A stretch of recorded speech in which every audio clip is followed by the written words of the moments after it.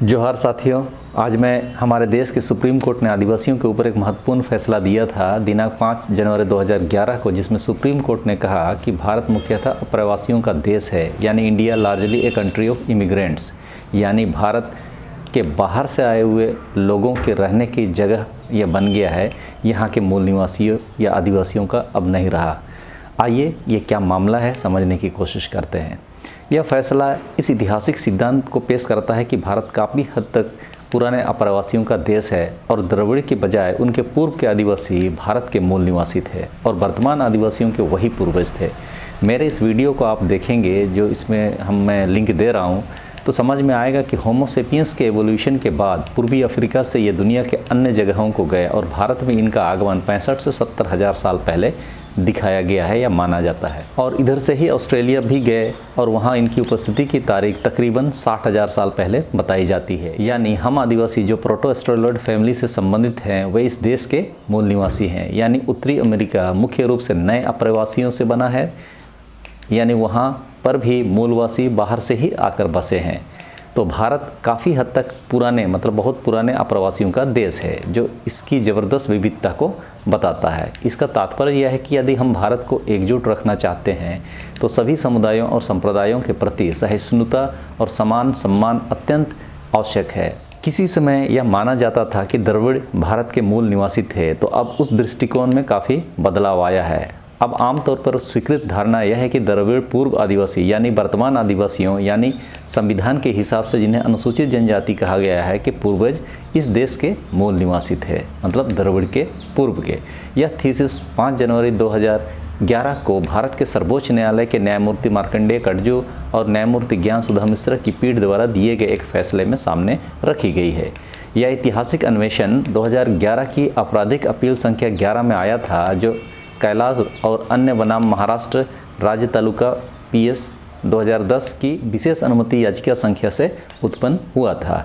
यह appeal Bombay high court की Aurangabad bench द्वारा पारित एक फैसले और आदेश के खिलाफ दायर की गई थी। सुप्रीम कोर्ट की बेंच ने अपील में एक विशिष्ट उदाहरण देखा कि कितने भारतीय अनुसूचित जनजातियों या आदिवासियों के साथ कैसा व्यवहार करते हैं। यह मामला महाराष्ट्र की अनुसूचित जनजाति भील से संबंधित 25 वर्षीय नंदाबाई से संबंधित है। ऊंची जाति के एक व्यक्ति के साथ कथित अवैध संबंध को लेकर उसे पीटा गया, लात मारी गई और निर्वस्त्र किया गया और फिर गांव की सड़क पर नग्न घुमाया गया। चारों आरोपियों को अतिरिक्त सत्र न्यायाधीश अहमदनगर ने भारतीय दंड संहिता की विभिन्न धाराओं के तहत दोषी ठहराया और 3 मामलों में 6 महीने, 1 साल और 3 महीने के कठोर कारावास और प्रत्येक में जुर्माना भरने की सज़ा सुनाई। उन्हें अनुसूचित जाति और अनुसूचित जनजाति अत्याचार निवारण अधिनियम 1889 के तहत दोषी ठहराया गया और 1 वर्ष के कठोर कारावास और जुर्माने की सज़ा भी सुनाई गई। लेकिन उच्च न्यायालय ने IPC की प्रावधानों के तहत तो दोष सिद्धि की पुष्टि की, लेकिन उन्हें SC/ST अत्याचार अधिनियम के तहत आरोपों से बरी कर दिया। प्रत्येक को पीड़िता को पैसे भी देने के निर्देश दिए गए। सुप्रीम कोर्ट ने जो फैसले दिए उसमें कहता है कि भील संभवतः भारत के मूल निवासियों के वंशज हैं, जिन्हें आदिवासी या अनुसूचित जनजाति के रूप में जाना जाता है, जो अब भारत की आबादी का लगभग 8% है। बाकी 92% अप्रवासियों के वंशज हैं, यानी बाद में बाहर से आए हुए लोगों के समूह ने मूल निवासियों को हाशिए पर धकेल दिया और इस देश को अपना देश बना लिया। इस प्रकार भारत भी मोटे तौर पर उत्तरी अमेरिका की तरह अप्रवासियों का देश बन गया है, न कि मूल निवासियों का। जबकि उत्तरी अमेरिका, USA और कनाडा में नए अप्रवासी हैं, जो मुख्य रूप से पिछली 4 या 5 शताब्दियों में यूरोप से आए हैं। भारत उनसे पुराने अप्रवासियों का देश है, जहां लोग पिछले 10,000 वर्षों से आ रहे हैं। संभवतः आज भारत में रहने वाले लगभग 92% लोग अप्रवासियों के वंशज हैं, जो मुख्य रूप से उत्तर पश्चिम और कुछ हद तक उत्तर पूर्व से आए थे। लोग असुविधाजनक क्षेत्रों से आरामदायक क्षेत्रों की ओर पलायन करते हैं। यह स्वाभाविक है, क्योंकि हर कोई आराम से रहना चाहता है। आधुनिक उद्योग के आने से पहले हर जगह कृषि समाज थे और भारत उनके लिए स्वर्ग था, क्योंकि कृषि के लिए समतल भूमि, उपजाऊ मिट्टी, सिंचाई के लिए प्रचुर पानी आदि की आवश्यकता होती थी, जो भारत में प्रचुर मात्रा में थे। भारत में रहने वाले किसी भी व्यक्ति को उदाहरण के लिए अफगानिस्तान में पलायन क्यों करना चाहिए? जिसका इलाका कठोर, चट्टानी और पहाड़ी है और साल में कई महीनों तक बर्फ़ से ढका रहता है और वहाँ कोई फसल भी नहीं उगा सकता है। इसीलिए लगभग सभी इमिग्रेंट्स और आक्रमण बाहर से भारत में आए, उन भारतीयों को छोड़कर जिन्हें ब्रिटिश शासन के दौरान कॉन्ट्रैक्ट लेबर के रूप में बाहर भेजा गया था, और हाल में कुछ भारतीयों का नौकरी के अवसरों के लिए विकसित देशों में प्रवास हुआ था। भारत से भारत के बाहर आक्रमण का शायद एक भी उदाहरण नहीं है, क्योंकि जब सोने की चिड़िया ही यहाँ है तो बाहर क्यों जाएं लोग। ये अलग बात है कि मौजूदा मोदी सरकार के समय में भ्रष्टाचारी लोग देश छोड़ कर भाग रहे हैं। आंकड़ों के हिसाब से 5.5 लाख लोगों से भी ज़्यादा लोग देश का पैसा चोरी करके आज के समय भाग चुके हैं। खैर, यहाँ मामला देश के मूल निवासी आदिवासियों का है। पुनः मुद्दे पर पहुँचते हैं। आगे सुप्रीम कोर्ट कहता है कि भारत देशी और कृषि समाजों के लिए एक वास्तविक स्वर्ग था, क्योंकि इसमें समतल और उपजाऊ भूमि है, सैकड़ों नदियाँ, जंगल आदि हैं और यह प्राकृतिक संसाधनों से समृद्ध है। इसलिए हजारों वर्षों तक लोग भारत में आते रहे, क्योंकि उन्हें यहाँ एक ऐसे देश में आरामदायक जीवन मिलता था जो प्रकृति द्वारा उपहार में दिया गया था। ज्ञात हो, इस प्रकृति को जीने लायक बनाने वाले आदिवासी ही थे। आज भी आदिवासी ही जंगल के कायदे कानून यानी जंगल के प्रकृति के कानून को सबसे ज़्यादा समझने वाले प्राणी माने जाते हैं। जैसे ही बाहरी लोग इन प्रकृतियों के बीच, जंगल के बीच आते हैं, वे इनका दोहन का रास्ता सबसे पहले खोजते हैं और उसका व्यक्तिगत फ़ायदा लेने के लिए आवश्यक कानूनी बदलाव के लिए सरकारों पर दबाव बनाकर नीतियां अपने अनुकूल करने में लग जाते हैं। अब सवाल उठता है कि भारत के मूल निवासी कौन थे। एक समय यह माना जाता था कि द्रविड़ ही यहाँ के मूल निवासी थे। हालांकि इस दृष्टिकोण को बाद में काफ़ी संशोधित किया गया है और अब आमतौर पर स्वीकृत धारणा यह है कि भारत के मूल निवासी द्रविड़ पूर्व के आदिवासी थे, यानी वर्तमान जनजातियों या आदिवासियों के पूर्वज थे। The Cambridge history of India volume 1 ancient India ये कहता है कि हालांकि ये याद रखना चाहिए कि जब द्रविड़ शब्द का प्रयोग इथनोग्राफिकली किया जाता है तो यह एक सुविधाजनक लेवल से ज़्यादा कुछ नहीं है। आदिवासी अभी भी पहाड़ियों और जंगलों में या उन जगहों के इर्द गिर्द रहते आ रहे हैं। आदिवासियों ने इन लंबे युग के दौरान अपनी भाषा, संस्कृति, धर्म, अध्यात्म आदि पर गैर आदिवासियों के अतिक्रमण से अपना मूल खोया भी है। ऐसा अधिकतर दक्षिणी भारत में देखने को मिलता है। कोर्ट ने आगे कहा कि उपलब्ध साक्ष्यों के अनुसार ऐसा प्रतीत होता है कि ऑस्ट्रिक तत्व सबसे पुराना है, यानी एस्ट्रो एशियाटिक, फिर द्रविड़ और आर्यों के उत्तर पश्चिम से भारत आगमन के पश्चात इंडो यूरोपियन की क्रमिक लहरें देश में स्थापित हुई है। द्रविड़ भाषाएं वास्तव में उत्तरी भारत के पश्चिमी क्षेत्रों में उस समय फल फूल रही थी जब उत्तर पश्चिम से आर्य आक्रमणकारियों द्वारा इंडो यूरोपियन प्रकार की भाषाएं लाई गई थी। फिर इंडो आर्यन बोलने वालों के आने से पहले द्रविड़ भाषाएं उत्तरी और दक्षिण भारत दोनों में प्रमुख थी, लेकिन यह दिखाने के लिए कोई सबूत नहीं है कि वे भारत में कहाँ से आए। उनकी उत्पत्ति ब्राह्वी द्वीप से, जो सुदूर बलूचिस्तान के पहाड़ी क्षेत्रों में स्थित है, के अस्तित्व से संबंधित है, जो भारत के पश्चिमी मार्गों के पास स्थित है।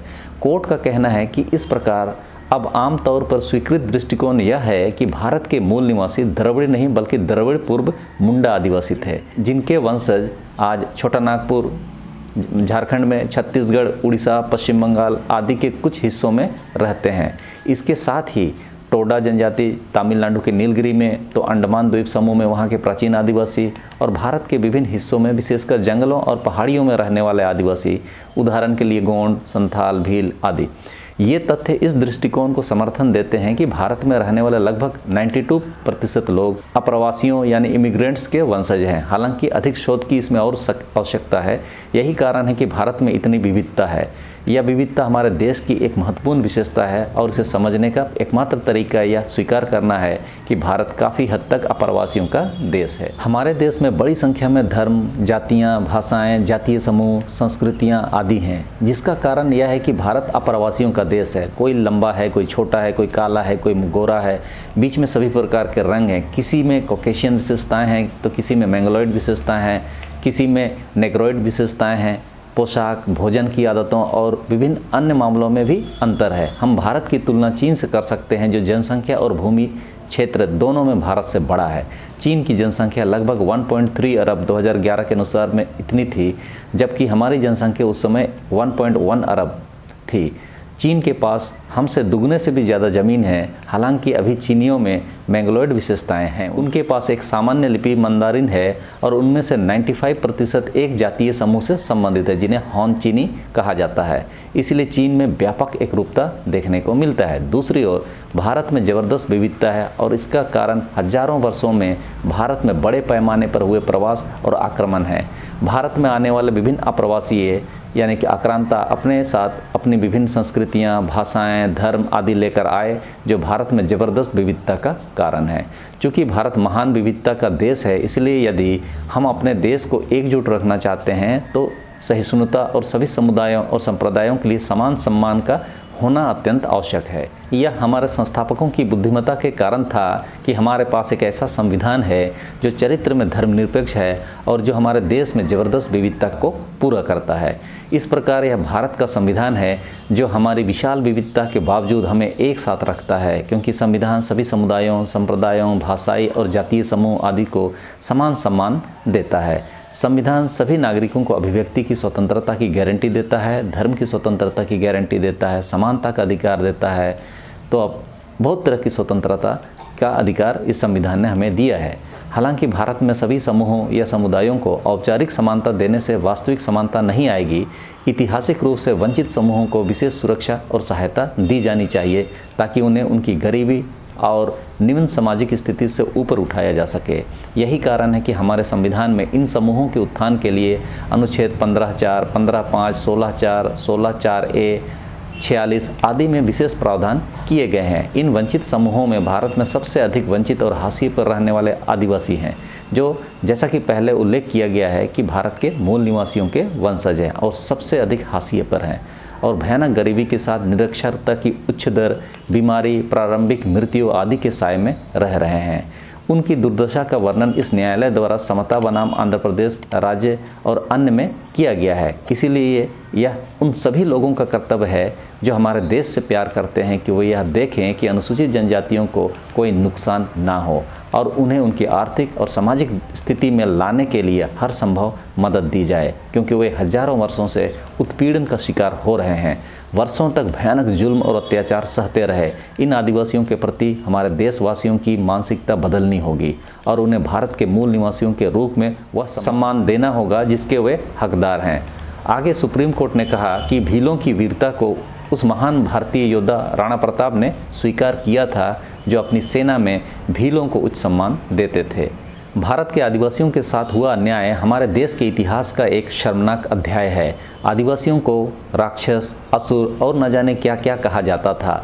बड़ी संख्या में उनको कत्लेआम किया गया और जो बचे उनके वंशजों को अपमानित किया गया और सदियों तक उन पर सभी प्रकार के अत्याचार किए गए। उन्हें उनके ज़मीनों से वंचित कर दिया गया और जंगलों और पहाड़ों में धकेल दिया गया, जहां वे गरीबी, अशिक्षा, बीमारी आदि का दयनीय जीवन जीते हैं। और अब कुछ लोगों द्वारा उन्हें उनके जंगल और पहाड़ी ज़मीनों और वनोपज जिस पर वे जीवित हैं से भी वंचित करने का प्रयास किया जा रहा है, जहां वे रह रहे हैं। आदिवासियों के साथ अन्याय का प्रसिद्ध उदाहरण महाभारत के आदि पर्व में एकलव्य की कहानी है। एकलव्य धनुर्विद्या सीखना चाहता था, लेकिन द्रोणाचार्य ने उसे नीच समझकर धनुर्विद्या सिखाने से इनकार कर दिया। तब एकलव्य ने द्रोणाचार्य की एक मूर्ति बनाई और मूर्ति के सामने धनुर्विद्या का अभ्यास किया।